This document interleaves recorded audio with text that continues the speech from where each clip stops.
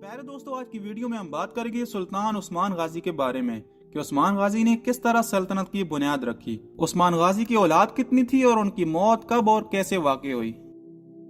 दोस्तों, 656 हिजरी को बगदाद में अलाकू खान जुल्म व बर्बरियत की दास्तान रकम कर रहा था। मुसलमानों का कत्लेआम हो रहा था, कोई इसको रोकने वाला नहीं था।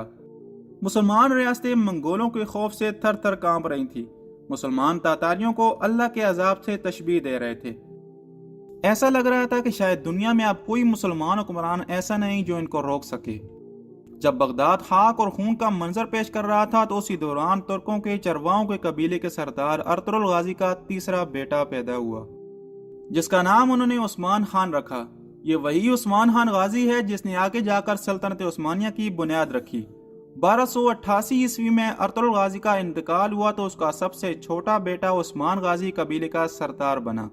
ये वो वक्त था जब सल्जोक सल्तनत दम तोड़ रही थी। एशियाई कुचक में अनारकी फैली हुई थी। सल्जोक सल्तनत की कमजोरी के बायस आसपास के कई इलाकों में उमरा ने अपनी अपनी अलग हुकूमतों का ऐलान कर दिया था। उस वक्त कोनिया में सलाजका रोम का हुक्मरान सुल्तान गयासुद्दीन मसूद था। उसकी बची कुची सल्तनत की शुमाली सरहदें अर्तुगरुल की कबीले की वजह से ही महफूज थी, इसलिए उसने पूरे एतमाद के साथ इसका तकर्रुर कर दिया।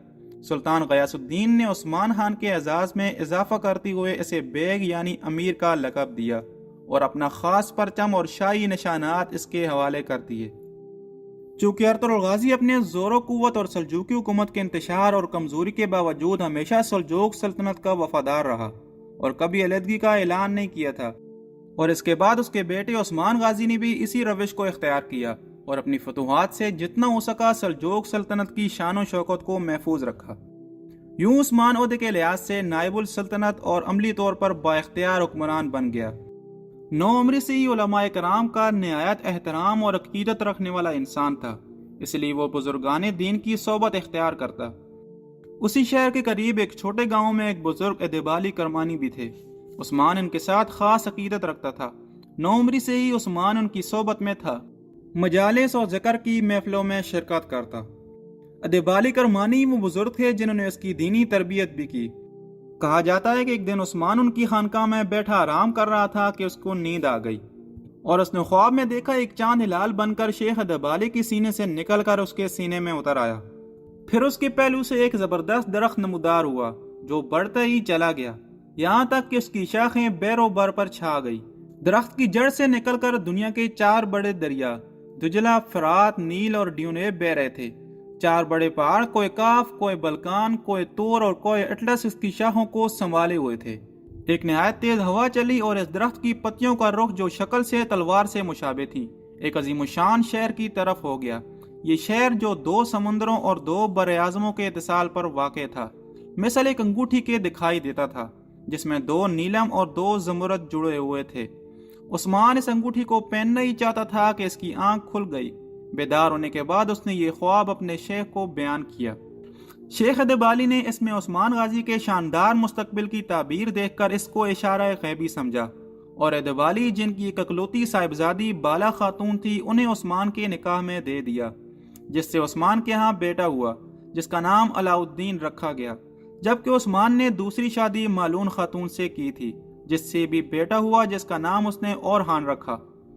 प्यारे दोस्तों, उस्मान गाजी के पास 2 रास्ते थे।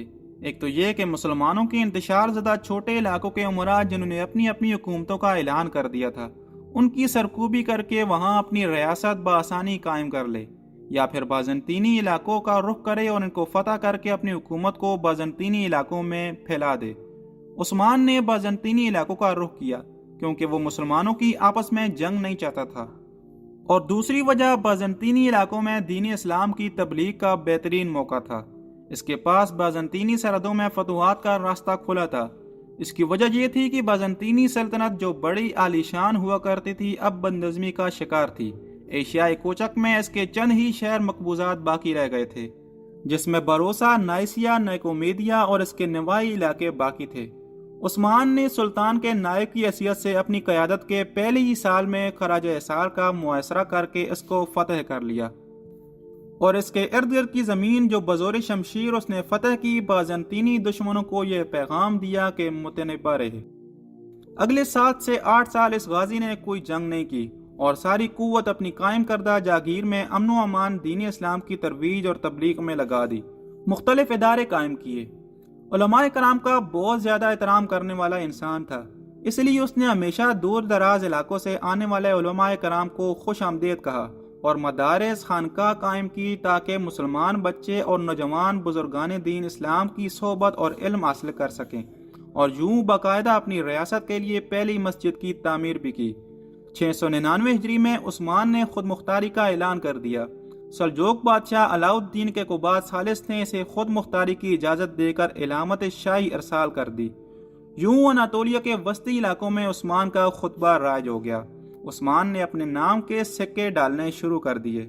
اس سے پہلے کہ اس کے نام کے ساتھ بیگ لگایا جاتا، اس نے اپنے لیے بادشاہ لقب اختیار کیا۔ عثمان نے بازنطینی علاقوں میں جہاد کو مزید تیز کر دیا۔ اسی دوران تاریخ میں ایک واقعہ درج ہے جب عثمان اپنے چچا دندار کو تیر مار کر قتل کرتا ہے۔ پیارے دوستوں، مورخ لکھتا ہے جب عثمان نے یونانیوں کے قلعے کوہسار پر حملے کا عزم کیا تو اپنے فوجی سرداروں کو بلا کر مشورہ طلب کیا۔ اس مجلس میں اس کا بوڑھا چچا دندار بھی شریک تھا۔